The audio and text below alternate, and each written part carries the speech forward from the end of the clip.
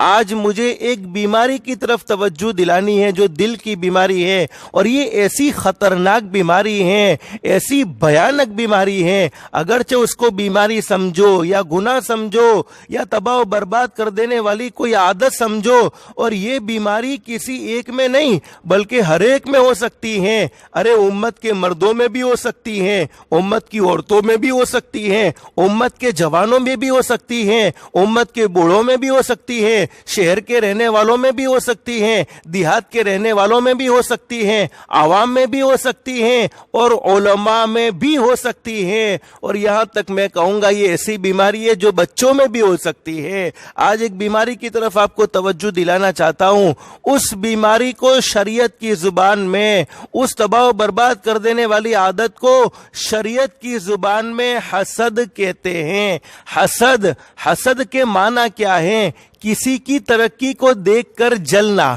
کسی کی ترقی کو دیکھ کر پریشان ہونا، یعنی اللہ نے کسی کو مال دیا ہے، اللہ نے کسی کو مالدار بنایا ہے، اللہ نے کسی کو اچھے سے اچھے مکان میں رہنے کا اللہ پاک نے ٹھکانہ دیا ہے، اللہ نے کسی کو بڑے عہدے سے سرفراز فرمایا ہے، اللہ نے کسی کو بڑی شان بڑی شہرت نصیب فرمائی ہے، لیکن دل میں ولولہ یہ ہوتا ہے اگرچہ وہ مال مجھے نہ ملے، اگرچہ ایسا مکان مجھے نہ ملے، اگرچہ ایسا عہدہ مجھے نہ ملے، اگرچہ ایسی عزت مجھے نہ ملے، لیکن جس کو ملی ہے اس سے بھی وہ تباہ و برباد ہو جانی چاہیے۔ یہ دل کی ایک حسد، یہ دل کا ایک جلن۔ اور میرے بھائیوں، ہمارے نبی حضرت محمد رسول اللہ صلی اللہ علیہ وسلم کا ارشاد علی ہے، زبان بے قابو کب ہوتی ہے؟ جب ہمارے دل میں کسی کے بارے میں حسد آ جاتا ہے، کسی کے بارے میں جلن آ جاتا ہے۔ اللہ نے کسی کو مال دیا ہے، کوئی اچھے سے اچھی گاڑی میں گھوم رہا ہے اور ہم گھومنے کی طاقت نہیں رکھتے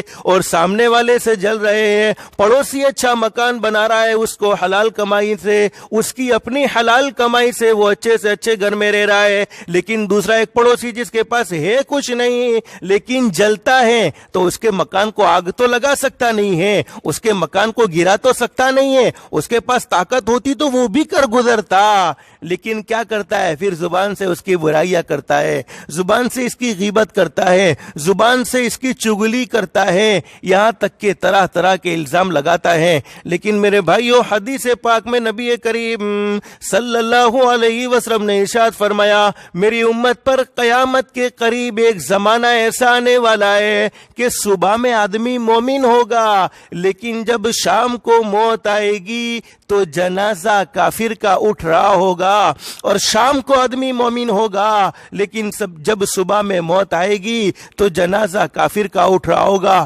میرے بھائیو، اللہ ہر ایک کو مدینۃ المنورہ کی حاضری نصیب فرمائے، اللہ ہر ایک کو اخلاص اور للہیت اور ادب کے ساتھ مدینہ جانا نصیب فرمائے۔ حدیث پاک میں لکھا ہے، ایک مرتبہ حضرت نبی کریم صلی اللہ علیہ وسلم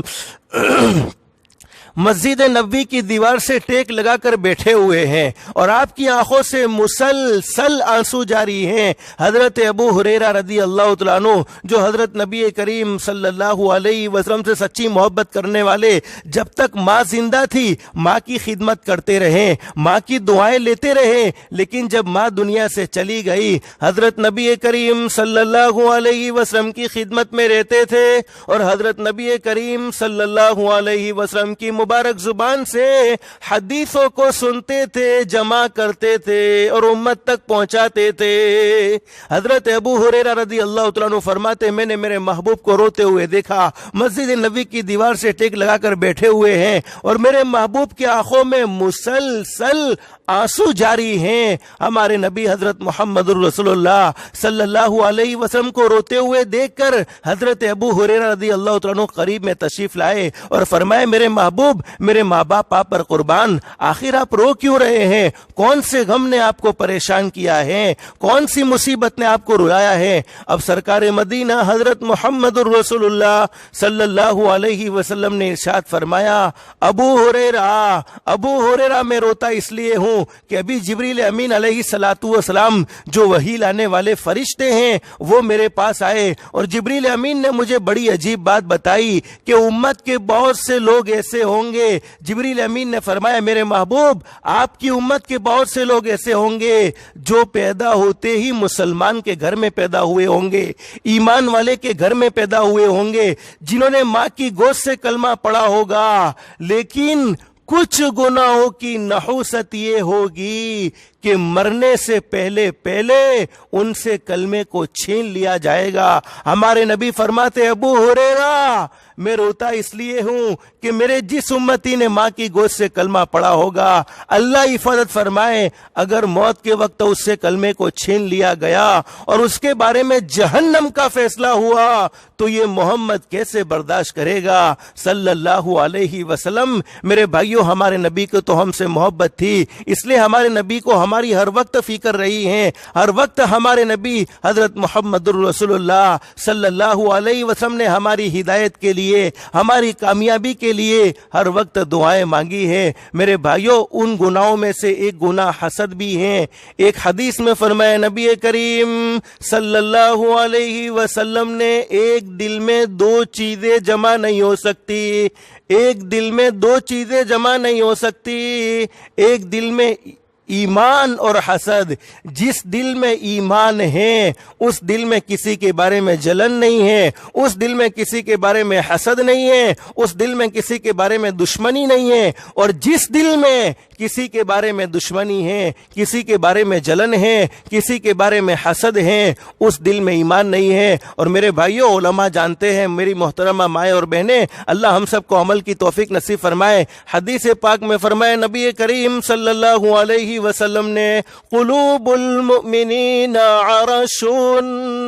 او کما قال النبی صلی اللہ علیہ وسلم۔ سرکار مدینہ حضرت محمد رسول اللہ صلی اللہ علیہ وسلم نے ارشاد فرمایا مومن کا دل اللہ کے رہنے کی جگہ ہے، اللہ کی قیام گاہ ہے، لیکن جس دل میں حسد آ جاتا ہے، جس دل میں مخلوق کی دشمنی آ جاتی ہے، اس دل میں اللہ نہیں رہتے ہیں، بلکہ اس دل سے تو حدیث پاک میں لکھا ایمان ختم ہو جاتا ہے۔ اور میرے بھائیو یہ رمضان کے مہینے میں ہم روزے کیوں رکھتے ہیں؟ ایک اللہ سے ہمارا تعلق قائم ہو جائے۔ رات کو تراویح کیوں پڑھتے ہیں؟ ایک اللہ سے تعلق قائم ہو جائے۔ اللہ نے جن حضرات کو مال دیا ہے وہ غریبوں کی مدد کیوں کرتے ہیں؟ وہ زکوٰۃ کیوں ادا کرتے ہیں؟ ایک اللہ راضی ہو جائے، ایک اللہ سے تعلق قائم ہو جائے۔ فجر کی نماز میں رمضان کے علاوہ ہم کیوں اٹھتے ہیں؟ ایک اللہ سے تعلق قائم ہو جائے، ایک اللہ راضی ہو جائے۔ لیکن علماء فرماتے ہیں مخلوق کی دشمنی کو دل میں رکھ کر،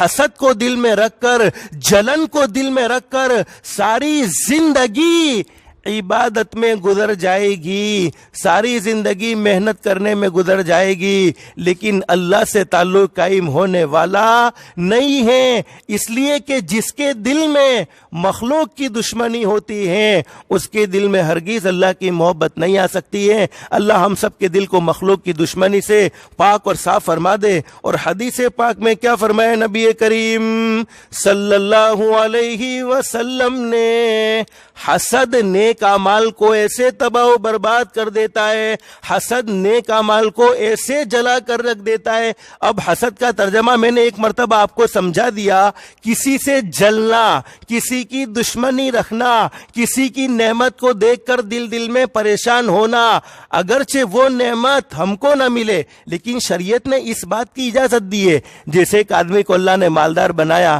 اب وہ اللہ سے دعا کرتا ہے اللہ اس کا مال بھی سلامت رکھ لیکن مجھے بھی مالدار بنا دے، تو شریعت میں یہ جائز ہے کہ اس کو مالدار دیکھ کے وہ بھی دعا کرتا ہے اللہ مجھے بھی مالدار بنا دے۔ ایک آدمی کو اللہ نے اچھی گاڑی نصیب فرما دی، اب وہ دل میں دعا کرتا ہے اللہ اس کی گاڑی تو سلامت رکھ، مجھے اس کی گاڑی سے کوئی لینا دینا نہیں، لیکن تو اپنے خزانے غیب سے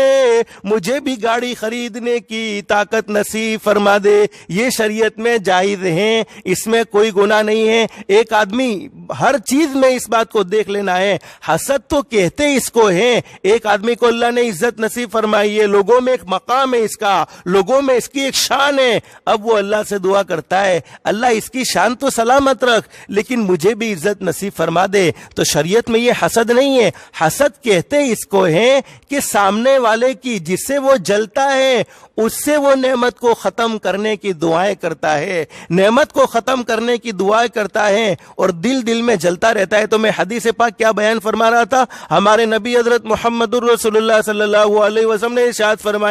فرمایا کہ حسد نیک اعمال کو ایسے جلا کر رکھ دیتی ہے, حسد نیک اعمال کو ایسے جلا دیتا ہے جیسے سوکھی لکڑیوں کو آگ جلا دیتی ہیں. یعنی سوکھی لکڑیوں میں اگر آگ لگا دی جائے تو وہ لکڑیاں کتنی تیزی سے جلتی ہیں, اتنا ہی تیزی سے حسد نیک اعمال کو جلا دیتا ہے.